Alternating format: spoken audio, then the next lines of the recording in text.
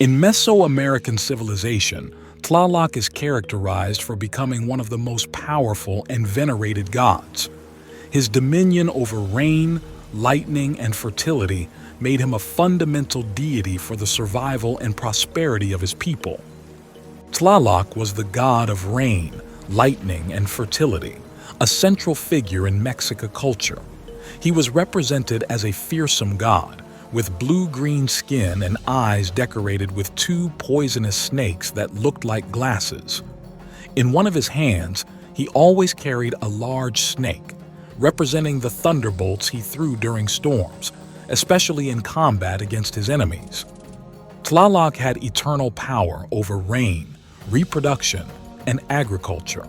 This imposing god could unleash great storms, floods, hurricanes, and earthquakes. It is said that Tlaloc was born after Tezcatlipoca, and Quetzalcoatl defeated the monster Xochiquetzal and created the earth. The gods granted Tlaloc supreme dominion over the waters, and so many more deities arose after creation. The rain god married the beautiful goddess Xochiquetzal, who represented beauty and fertility. Together they lived in happiness and love, and the beauty of the goddess was the envy of many other deities who wished to be with her.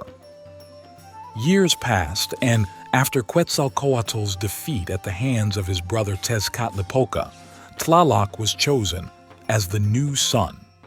This appointment brought with it the creation of a new and definitive world, full of life and energy. The god of thunder ascended to the heavens, becoming the son of fire and ushering in a new era. From the beginning, this sun was bright and luminous and emanated a welcoming warmth that was welcomed by everyone on earth, for it was considered perfect. Since everything on earth had been destroyed and there were no humans left, the gods began to create new beings to populate the world.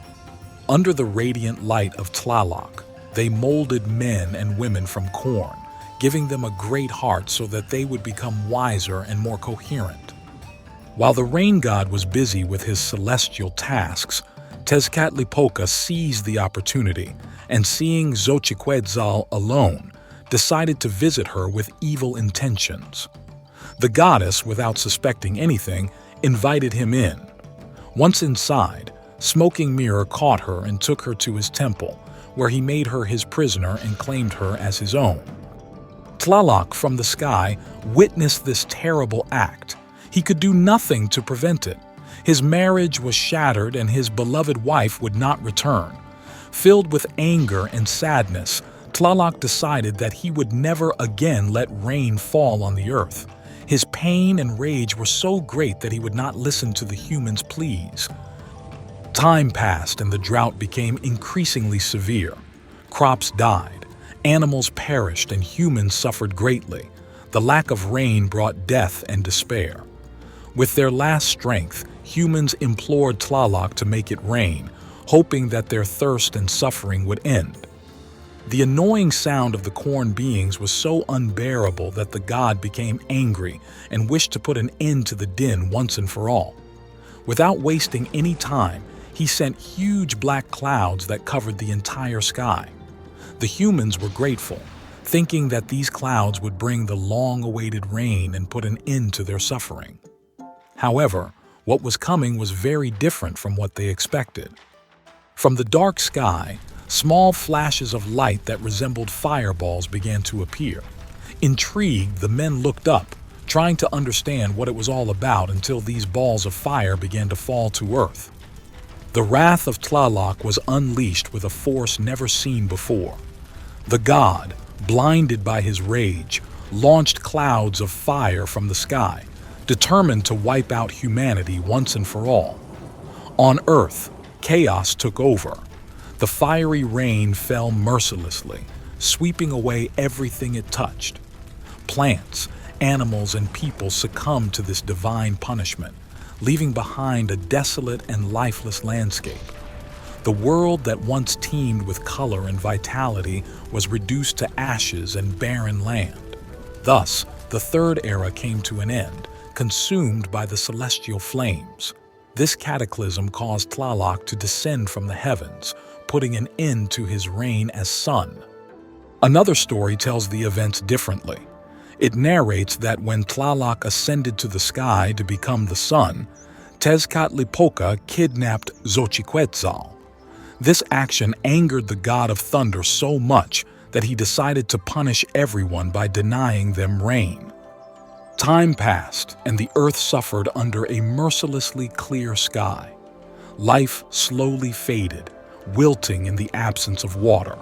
The other gods, seeing how everything was drying up, began to truly worry. Tlaloc's decision to withhold the rain was causing havoc. Concerned, the gods gathered to think about how to fix things. They wanted Tlaloc to feel better and to water the world again, which was desperate for a drop of water. Instead of asking Tezcatlipoca to return Tlaloc's former wife, they came up with another idea, to give him a new companion. They thought of Chalchiuhtlicue, the goddess of rivers and lakes. She was beautiful and kind-hearted, so they believed she could help Tlaloc feel better.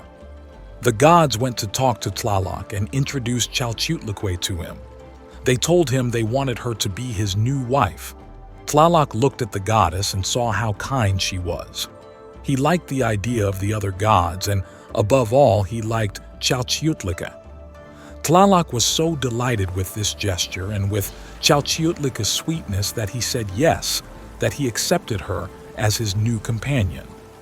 The proud Tlaloc, excited by his creation, let the rain fall on the earth once again. This time, along with his beloved Chalchiuhtlicue, they gave life to lakes and rivers of unparalleled beauty, adorning the landscape like precious jewels.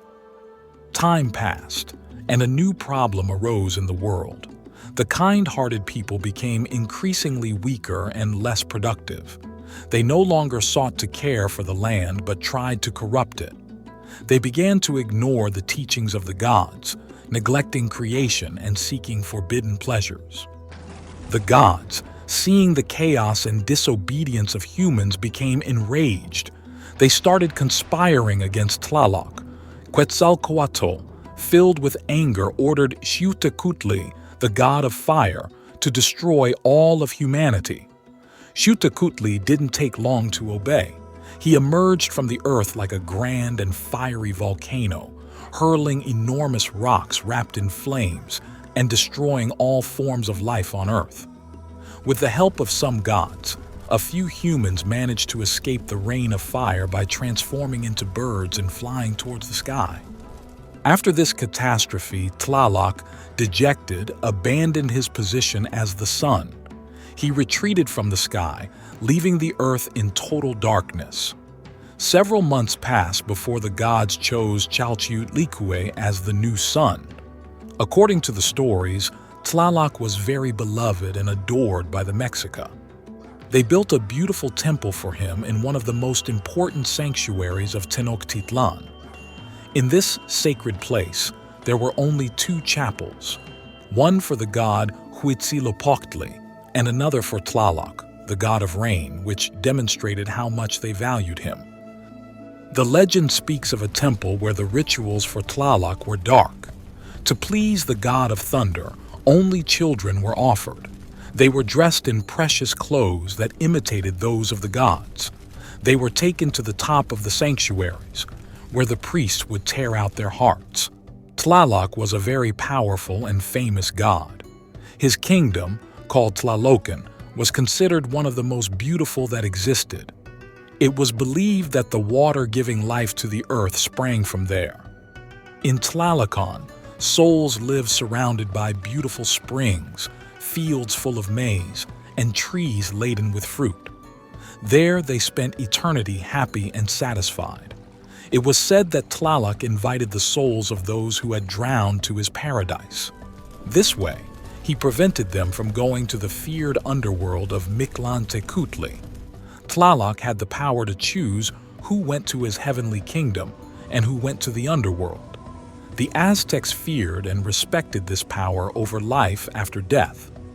This video has been created for the channel Myth Comics. Thank you for joining us in this exciting story of Aztec mythology. See you the next time.